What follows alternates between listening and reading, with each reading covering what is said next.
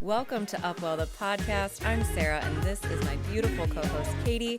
As fellow female entrepreneurs turned friends and now business partners, we are so happy you're here. With every episode, it is our sole purpose to share authentic conversations to inspire your personal level up. Take our curiosity, add your best intentions, and flow with us in the UpWell. Hey, everybody. Welcome back to another episode of UpWell The Podcast. I'm Sarah. This is Katie. And we're happy you're here. Yeah, it's just the two of us today. Just us. And we are so excited. I am going to try not to shout because we got new microphones. We're super excited about I the know. new microphones. They're like Bluetooth little clip-ons, and we're so used to kind of Yelling. Yeah, projecting. With We'll my say loud projecting mouth. our voices. Because we capture our audio with microphones, but they're not next to our face. So it's like we have to talk loudly and clearly. And now I hope this audio is not yelling at you. I apologize if it is. I don't. Katie does like to yell at people. It's I fine. do. I'm a little bossy. There's nothing wrong with that. Nope. You're aggressively helpful. I'm just bossy. That's true. We get along well. We really do. For how independent and like, I don't want to say controlling, a little, but we get along well. I don't know that I'm controlling. I like to control the outcome. I'm controlling. I don't think I'm controlling. No, I don't. I used to be. Definitely used to be a controlling person, but I think I am more of I'm an observer. Yeah, and I just would say that. Sort of kind of like watch the outcome, and I can be like, nope, this is going to be a shit show. This isn't going to end well. This is not going to end well. I think though we just trust each other. Mm-hmm. I think that has a lot to do why like we probably both feel like we can kind of release the reins a little bit when it comes to trying to control the outcome or trying to control each other. It's like, no, they got it. She's got it. She'll figure it out. Yeah. Well, I'm excited that it's just the two of us, and we're going to kind of actually take it back to one of our original episodes. Yes. Because I think it was episode 2. Mm-hmm. We talked about New Year intentions. And leveling up in the new year. Mm-hmm. Yeah. So I really just want to revisit that episode because I feel like at this time of year, a lot of people struggle because we're getting into fall, we're getting into the holidays. People are busy with everything coming up, whether that's kids' activities or homecomings and football games. And then we're going to go into, Halloween and Thanksgiving and Christmas parties and work parties and school parties. Yeah. A lot is about to happen. Yeah. Coming into this last quarter. And I think in my line of work, and you probably see this too, it's like everybody kind of lets their life run the show instead of running their life at this point. They kind of just like take a backseat to everything that unfolds. And a lot of people just have that like I'll start again mentality in January if they didn't reach some of the things that they intended to do by the time this part of the year rolled around. So I really just want to touch base with you and talk about some of the things that, you wanted to accomplish or create or do this year and see where you're at. And I want to offer our listeners some real life shit because we have been through some shit. This year has thrown us some definite curveballs. Yeah. Things that we never, ever, I think in a million years would have anticipated happening. Not going to get into the nitty gritty details of all of that, but just kind of how we've navigated the different changing of seasons that happened very quickly and very unexpectedly, and how to kind of keep going with that and staying focused and staying on course with the life you really want to live. Yeah, it's like in the famous words of Ross Geller, pivot. Pivot. I'm not a Friends person, but well, anyway, everybody knows if you've seen Friends, you remember that episode, and it really does kind of mirror people's lives. Though I mean, when things are not going well, you have to learn how to pivot. So anyway, go back to I know we talked about a whole bunch of stuff at the beginning of the year, obviously, and we had our own personal goals. We had goals for this show and for our listeners and what we wanted to create with this podcast and within the community. But first I want to talk about you. Well, you're like, ooh, yay! But just walk me through kind of what 2023 was going to look like for you and, where you're at now and what you had to do to redirect your course maybe. So 2023, I started off with my power word, which was effort.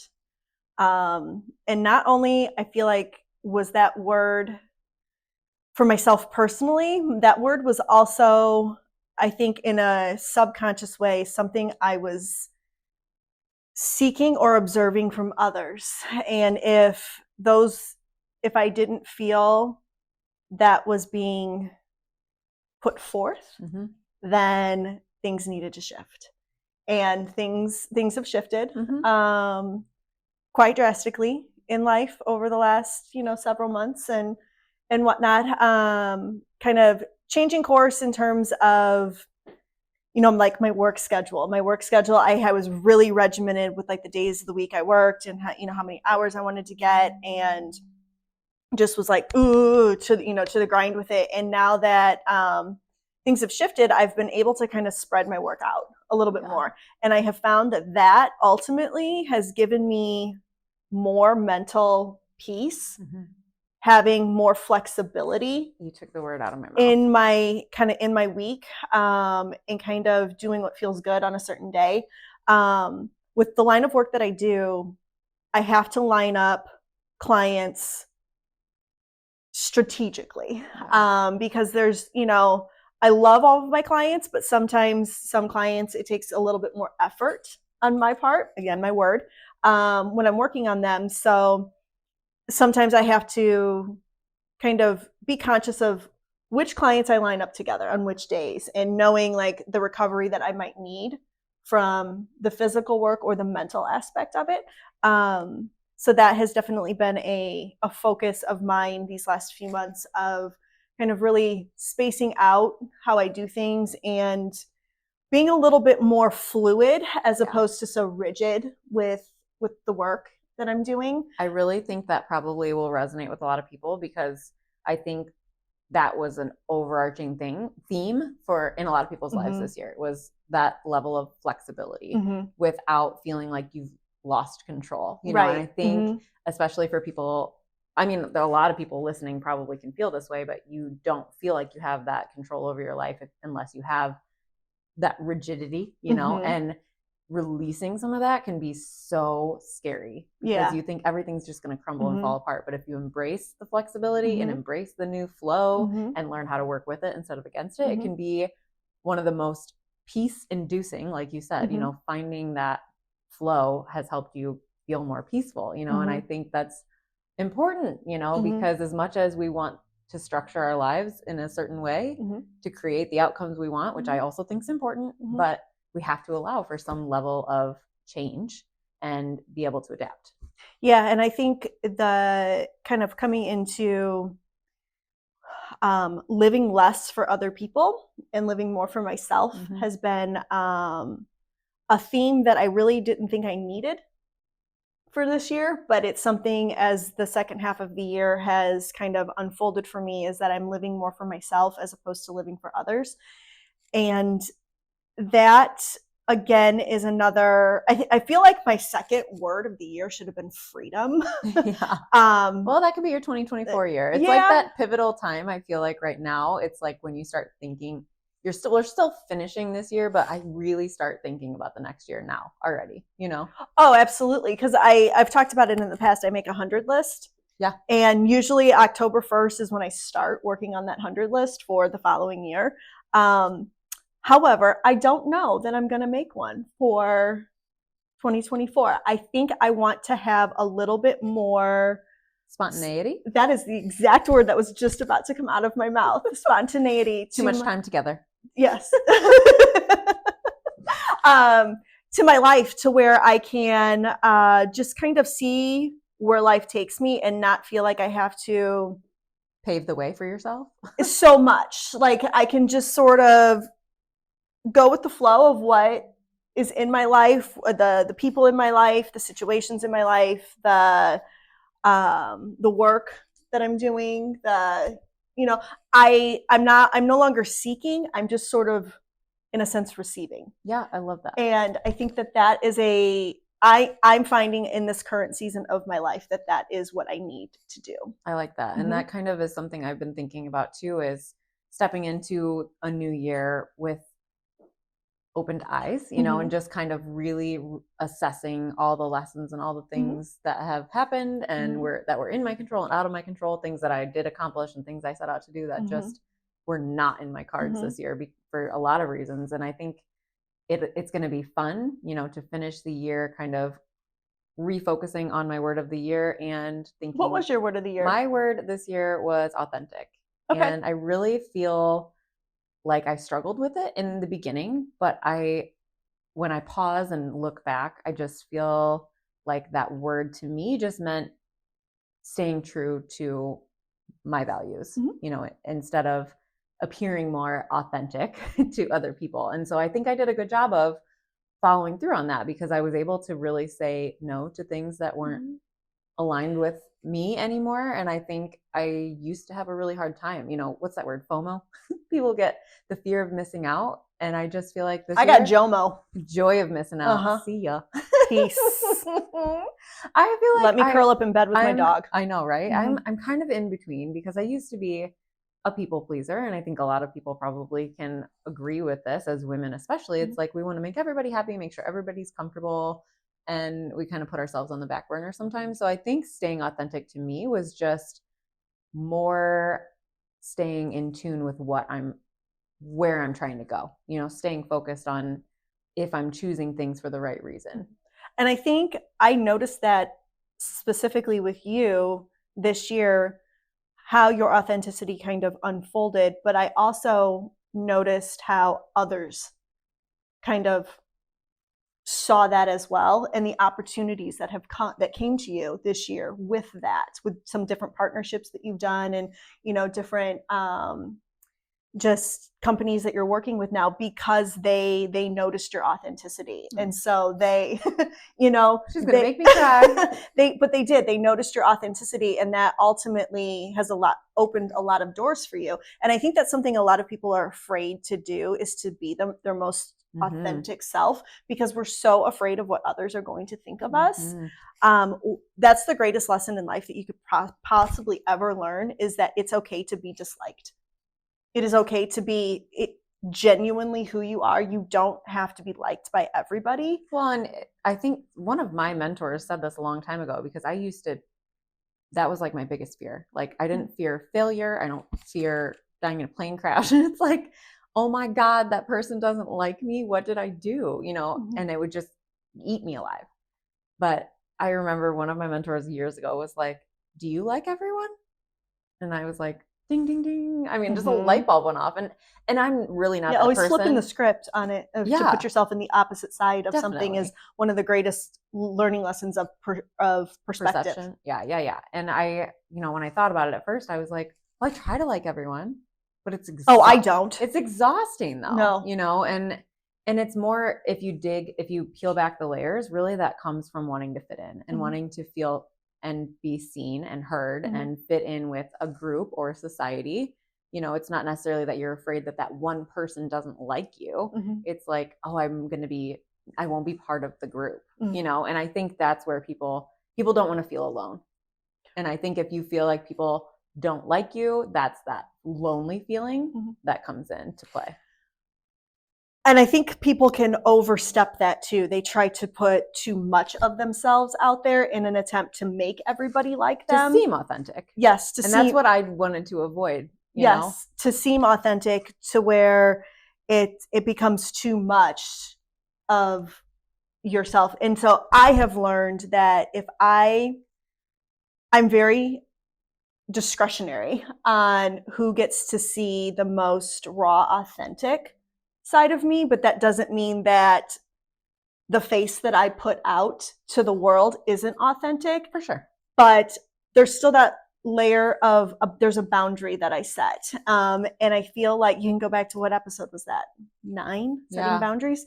That, keeping those boundaries is really kind of a healthy and freeing, my word free here that I keep kind of falling back on. Can kind of, keeping the boundary actually helps you be more authentic. Yeah. Oh, 100%. I definitely agree with that. I love it. Yeah. Anyway, I feel like, well, we talked a little bit about me, but I want to talk about stepping into, I don't know, like the unknown, I guess is the best way to say it. But like when we've had major life, you guys that are listening, we've had major life shifts this year. Yeah. Like big ones. But aside from that, and without divulging a ton of information, it's like we really had to learn to be okay with the change and figure and navigate it. So what kind of piece of advice would you give somebody that, you know, had all these goals or had these visions and wanted to accomplish XYZ by this time or whatever that is, and life threw them lemons? You know, how can you make the proverbial lemonade out of a situation that you were not expecting? The universe will never give you more than you can handle. I love that quote. Is my go-to. Whether it's universe, God, whatever you want to, you know, however you want to phrase it, will never give you more than you can handle. And it's like you're always being placed in the exact situation with the exact people at the exact right time for a reason. There are no accidents. You might not understand it at the time, but when you look back, you can be like, And tying right into that, I have almost the identical belief system, but I really believe that everything is an opportunity for growth or a lesson. There's a lesson in everything. So if you are aware of that and you're open to looking at every situation as, what is this teaching me, and what can I learn from this, and how can I grow from this, you will never experience like the negative side of those lemons that the universe throws at you. Yeah, but I don't even think that, I mean, the lemons that are being thrown at you, you know, lemonade is sweet and refreshing. So, you know, you can, it's all in your perspective on how you want to take it. If you want to take it as bad and you seek the bad, you're going to find the bad. If you take it as good and you seek the good, you're going to find the good. 100%. So, I mean, things happened that I never expected to happen. And however, I am grateful for the lessons I've learned. And I'm also grateful for, I think, even though like hindsight is kind of starting to like hit me with some different things, no regrets on any of it. Everything that, if you take everything as a lesson and learn something from it, the growth that will happen from it for future experiences is monumental. Yeah, I agree. I love that. Okay, kind of last question. We'll keep this episode short and sweet, but I didn't know I was being interviewed today. I know. Well, this is kind of fun. I'm playing off because I'm having these like questions while you're talking, and I'm like, this is going to be a good question. No, this is fine. And these are surprise questions. She has no idea. I have no idea. I'm making this up. For myself and for you and for anyone else that's listening or watching this, how can we get out of the mindset of, damn it, 2023 is coming to an end and I'm not where I told myself I was going to be? What can we do? What can people do? What is some advice to refocus and finish the year in a way that you envision, you know, or in a way that's going to be a launching pad to the following year, something you're going to feel good about, instead of getting to January 1 and saying, here I am again? I think a good place to start would be, instead of focusing on all the things that you didn't accomplish or the goals that you didn't reach, is to take a moment and do some introspection and reflection on all of the things that you did accomplish and all of the things that you did reach, that it may not have been the goals that you were thinking you would reach, but you did a lot of we all did a lot of different things through the year that, wow, yeah, I did this, and this. Okay, yeah, I'm still accomplished. Like, and it can be the smallest of things. Like, you got into a routine of like cleaning your house on a weekly basis, or you started walking your dog multiple days a week, or it can be the smallest of things that you've wanted to do and implement into your life. And it might not be this grandiose thing of, oh, I wanted to lose 50 pounds.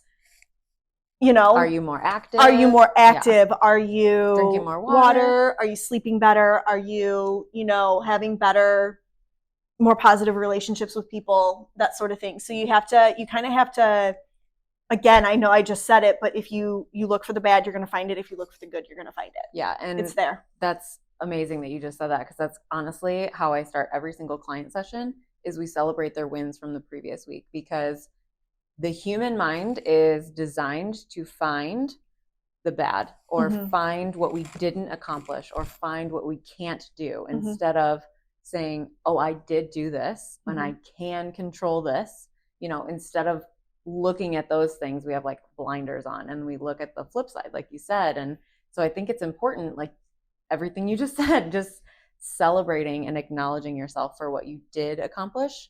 And then adding on to that, I think it's a good way to look forward. You know, once you do that moment of introspection and you pause and you look back and you celebrate yourself, then you can say, okay, now I have 3 months ahead of me. What is in my control? What can I control? What can I continue? What did I do well that I can build off of? And so I think that's just such a good way to kind of keep the motivation to keep taking action instead of just stalling out and stopping and pausing or quitting or whatever that looks like for you until January, you know? I love that you just used the word celebrate. I posted something on my social media a few days ago about finding something to celebrate every day. So the smallest little thing, but be excited about it every single day. Like waking up and, you know, it's a pretty sunrise. So you go out for a walk and go and watch the sunrise. If you know me well, you know that is me too, my fave. One of my favorites.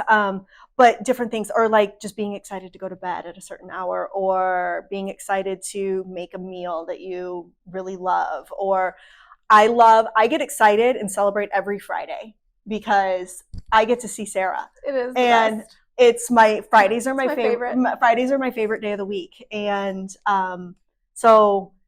You know, but I get excited when I have a full day of clients. I get excited when I have a day off. I get excited when I get to take a nap with my dog, Tina. I get excited for so many things, but I think that is also a beautiful way to kind of, I don't know, embrace life and stay kind of the course of all of the things that you are accomplishing by having those little celebrations on a daily basis. Yeah. Multiple times a day. If you think about it, the only things as humans that we can control is our effort and the level of enthusiasm that we bring to what we do. And just like you just said, having that excitement and that enthusiasm, even for the smallest things, it adds up. It moves the needle in the direction you're trying to go. And the more enthusiastic you are, usually the more effort you output, you know? So if those two things are consistent in your life, imagine, you know, it's a snowball effect. You're rolling in the right direction. If you can bring effort and enthusiasm into everything that you do, or try to, you know, be conscious of it and give your best to those two things. Absolutely. With everything in your life. I mean, unstoppable. Yeah. I got one question for you now. Oh boy. What are some things that you are looking forward to to do or to kind of focus on with the remainder of the year? Ooh, that's a loaded one. I honestly just want to feel good stepping into 2024. I think going back to talking about just with my clients, but a lot of people that I see, they're like, I'm giving up because the holidays are here, whether that's on their diet, their fitness routine, whatever, their business, you know, it's like, oh, it's this time of year that it's just going to be so hectic. I can't prioritize X, you know, whatever that is. I want to stick to the things that are aligned with my values. That is my ultimate goal. Is, you know, my health is valuable to me. My husband is valuable to me. You know, my entrepreneurial endeavors, this podcast. So I just want to continue making choices that are aligned with the things that I'm trying to do. So I feel like that takes some of the pressure off of saying, I want to do this by this date and I want to have this accomplished, and just say, you know what, I'm going to choose to take action in the direction that I see for myself without putting this crazy set of parameters on it. Yeah. I like that. What are 3 fun things that you plan to do? Stop with these questions. You are drilling me. Okay, fine. That's true. And you did a really good job. I'm not as quick.